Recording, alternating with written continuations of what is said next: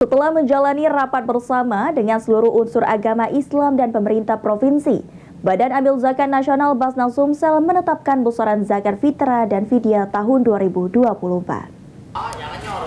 Meski sebagian besar Basnas Kabupaten Kota telah menetapkan besaran zakat fitrah dan fidyah tahun 2024, namun Basnas Sumsel juga telah memutuskan keputusan bersama dengan seluruh unsur agama Islam dan pihak pemerintah provinsi terkait pembayaran zakat fitrah.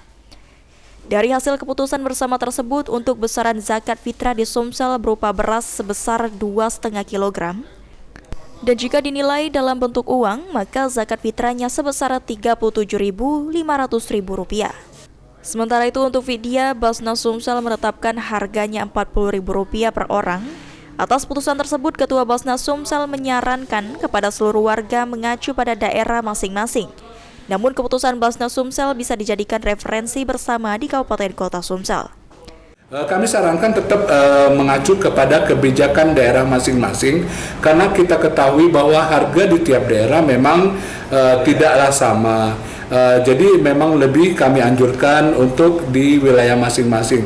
Tapi di tingkat provinsi juga menjadi bahan acuan secara keseluruhan.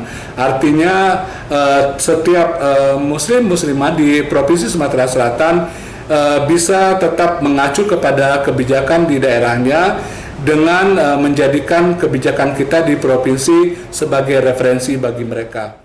Basnas Sumsel sendiri tidak menghalangi umat muslim warga di Sumsel untuk bersikap dalam proses pembayaran zakat fitrah pada Ramadan kali ini. Firman Hidayat, PAL TV.